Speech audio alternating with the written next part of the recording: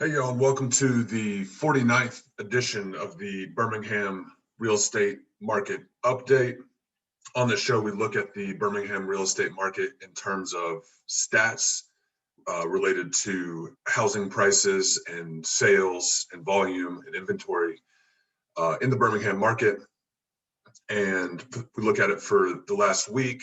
And then today, we're also going to look at it for the entire month of March. And there's some really interesting things happening, some kind of changes in the market that you'll definitely want to take note of.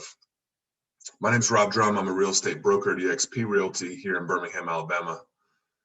I'm doing a webinar on buying turnkey rental properties as investments here in Birmingham, Alabama.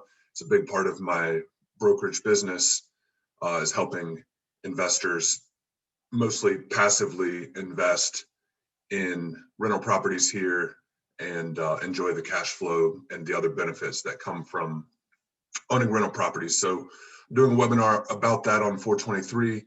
If you're interested in that, I'd love it for you to join us. Let's go ahead and get started here. The numbers for this week, we had 516 closings. That compares to the same week the last year at 489. So we're running ahead of pace. And this number, as you can see, always gets revised higher. So we're right in line last week. This number will actually increase it'll increase even more compared to last year. You can see the active listings available sitting on the market. We did actually have a small uptick this week up to 1991, but we're still below 2,000 available listings. I believe when I started this show a little over a year ago, we were right about a little over 4,000 available listings on the market. So that's been cut in half.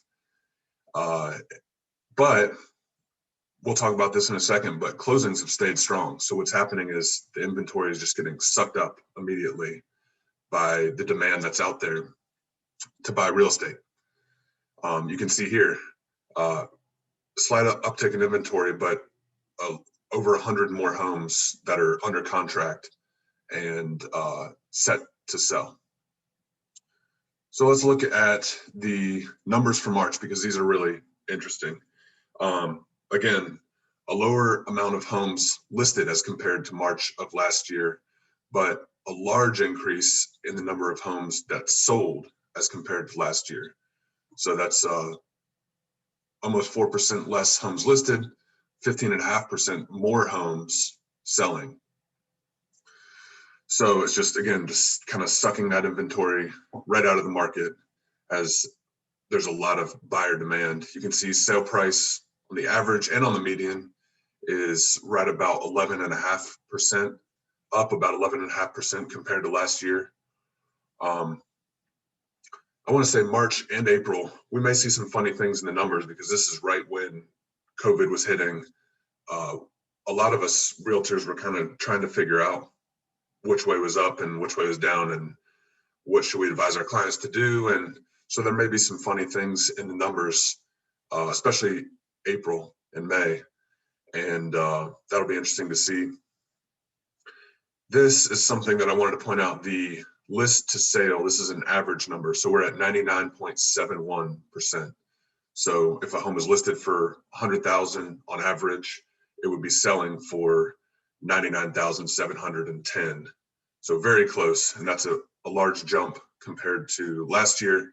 And something else I noted in that category is that in the month of March, just last month, the median list price was $239,000, and the median sale price actually flipped already to $239,900. So that's a big deal. We kind of crossed over to where on a median basis, homes are selling above the list price. And if you're trying to buy a home right now, you probably already know that a list price offer just does not have a shot in a lot of cases.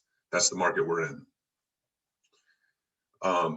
Days on market, you can see massive drop on the average. And then on the median, we're down to 4 days, median days on market. And again, that's just the picture of any available inventory is getting sucked up by buyers, by a lot of new investors entering our market. Just a lot of demand that's out there for real estate right now.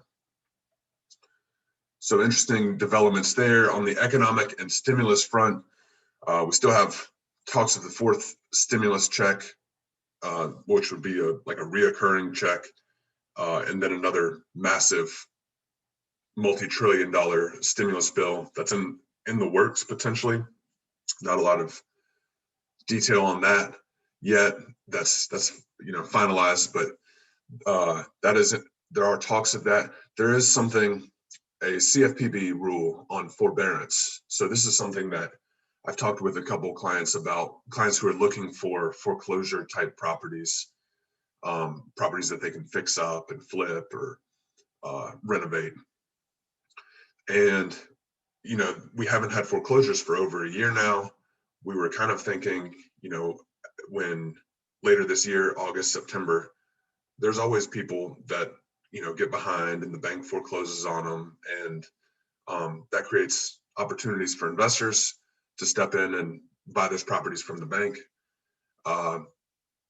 And that's just normal. That hasn't happened for a year. And now with this rule, it's looking like it probably isn't going to happen for a significantly longer time.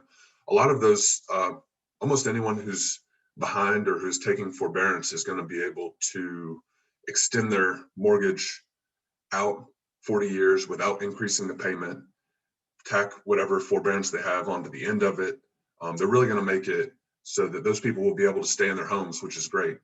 But understanding kind of the landscape for investors, it's interesting to note that foreclosures will probably not be a factor if this rule passes for a significantly longer period of time than we've already seen. So definitely keep an eye on that. It sounds like that is probably going to happen. So I'll let you know when it's made official, but that's what it's sounding like. So again, thank you all for watching. I've got a webinar on the 23rd of this month on buying turnkey rental properties. Love if you would join us for that. I'd love it if you would subscribe to this channel. It always means a lot when I see people subscribing and enjoying what I'm putting out there. So thank you all for that. Thank you for watching today, and I will see y'all next week.